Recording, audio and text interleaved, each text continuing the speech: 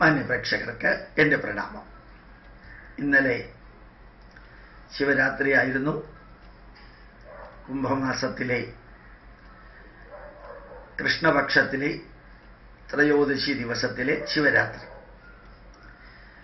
മഴുവഞ്ചേരി സെന്ററിൽ, ഇൻസ്റ്റിറ്റ്യൂട്ടിൻ്റെ national heritage സെന്ററിൽ 10,000-ഓളം വ്യക്തികൾ പിതൃപൂജയ്ക്ക് വന്നിരുന്നു. ആയിരക്കണക്കിന് വ്യക്തികൾ തൊഴാൻ വന്നിരുന്നു.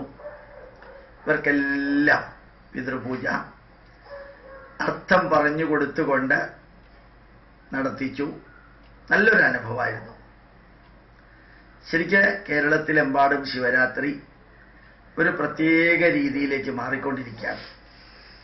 അടിച്ചു പൊടിച്ചുള്ള വെടിക്കെട്ടോ സിനിമാറ്റിക് ഡാൻസോ ബാലയോ നാടകമോ അങ്ങനെയുള്ള ക്ഷേത്രത്തിന് യോജിക്കാത്തതെല്ലാം മാറ്റി ക്ഷേത്രകലകൾ, ക്ഷേത്രാചാരങ്ങൾ, ക്ഷേത്രീയമായ കാര്യങ്ങൾ, ഇതിലേക്കെല്ലാം മാറിക്കൊണ്ടിരിക്കുന്ന കാലഘട്ടം.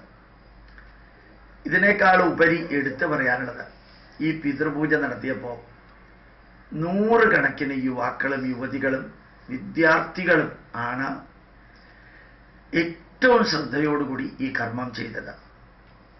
കുടുംബ ബന്ധത്തെക്കുറിച്ചുള്ള ഇൻഫർമേഷൻ കൊടുത്തു. നല്ല രീതിയിൽ അവരതെല്ലാം സ്വീകരിച്ചു. ഞാൻ എല്ലാവരോടും പറഞ്ഞ ഒന്ന് തന്നെയാണ്. ഈ പിതൃകർമ്മം നടത്തുമ്പോഴും പറഞ്ഞത്, എല്ലാ രാഷ്ട്രീയ പാർട്ടിയിലുള്ളവരുണ്ടായിരുന്നു. അല്പസ്വല്പം ക്രിസ്ത്യൻസും മുസ്ലിംസും ഒക്കെ ഉണ്ടായിരുന്നു, കൂടുതലുണ്ടായിരുന്നില്ല.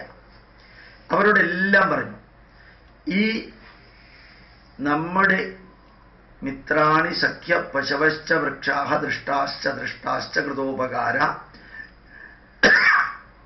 ജന്മാന്തരേ ഏ മമ സംഗതാശ്ച ഭൃത്യാഹ തദൈവ ആശ്രിത സേവകാശ്ച. സകല ഭൃത്യന്മാർക്കും സേവകന്മാർക്കും ആശ്രിതന്മാർക്കും സുഹൃത്തുക്കൾക്കും ബന്ധുക്കൾക്കും മിത്രങ്ങൾക്കും നമ്മളുടെ ശരീരം വളരാനായിട്ട് നമ്മൾ ഏതെല്ലാം സസ്യലതാദികളുടെ ഇല, പൂവ്, കായ, പഴം സ്വീകരിച്ചോ ആ സസ്യലതാദികൾക്കും മൃഗങ്ങൾക്കും എല്ലാം നന്ദി പറയുന്ന താങ്ക്സ് ഗിവിംഗ് ഡേ ആണ് പിതൃകർമ്മം. ആ മന്ത്രത്തിന്റെ അർത്ഥം എല്ലാം പറഞ്ഞു കൊടുത്തു. എന്നിട്ട് എണ്ണി 3 പ്രാവശ്യം പറഞ്ഞു, ഇത്രയും ധന്യമായ ആചാരങ്ങളും വിചാരങ്ങളും വിശ്വാസങ്ങളും അനുഷ്ഠാനങ്ങളും കഥകളും അനുഭവങ്ങളും ഉപദേശങ്ങളും ദൈവഭയമില്ലാതെ ദൈവത്തിനെ മാത്രം മുമ്പിൽ നിർത്തിയിട്ട് ദൈവത്തിനെ സന്തോഷിപ്പിക്കാൻ എന്ന രീതിയിലല്ലാതെ നമ്മുടെ മനസ്സിനും ശരീരത്തിനും കുടുംബത്തിനും സംസ്കാരത്തിനും സമൂഹത്തിനും രാഷ്ട്രത്തിനും നന്മ വരുത്താനുള്ള ആ ആചാരാനുഷ്ഠാനങ്ങളുള്ള ഹൈന്ദവ ചിന്താധാര, ഹിന്ദു എന്ന് തന്നെ പറഞ്ഞ് അതാര് വർഗീയമെന്ന് പറഞ്ഞാലും ആര് മതേതരത്വത്തിനെതിരെ എന്ന് പറഞ്ഞാലും തല ഉയർത്തി നിന്ന് ഇത്രയും ധന്യമായ ഒരു സംസ്കാരത്തിന്റെ അവകാശികളായ നമ്മളാണ് ഹിന്ദുക്കള് എന്ന് പറഞ്ഞ് തന്നെ ഈ കർമ്മം ചെയ്യാൻ സാധിക്കണം. എടുത്തെടുത്ത് പറഞ്ഞു. ആരെങ്കിലും എതിരെ പ്രതികരിക്കുന്നുണ്ടോ എന്നറിയാനും കൂടി ചേർത്തിട്ടാണ് എടുത്തു പറഞ്ഞത്. അഭിമാനത്തോടുകൂടി ഞാനിപ്പോൾ എല്ലാ പ്രഭാഷണത്തിലും പറയാറുണ്ട്, ഹിന്ദു എന്നുള്ളതിൽ അഭിമാനിക്കണം. അത്ര ധന്യമായൊരു സംസ്കാരമാണ്.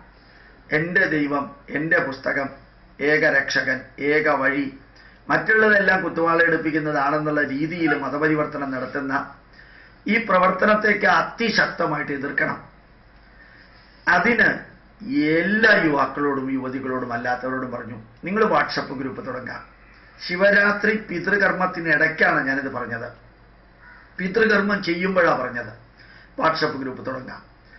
ചെറിയ രീതിയിൽ യൂട്യൂബ് അപ്ലോഡ് ചെയ്യാം. നല്ല ഫേസ്ബുക്ക് ഗ്രൂപ്പ് തുടങ്ങാം. ഹിന്ദു ധർമ്മത്തെക്കുറിച്ച് പഠിപ്പിക്കുന്നവരുടെയും കാര്യങ്ങൾ എല്ലാവർക്കും എത്തിക്കാം. അത് ഒരു മിഷൻ മാതിരി എടുക്കാം. ധന്യമായിട്ട് പ്രവർത്തിക്കാൻ പറഞ്ഞു.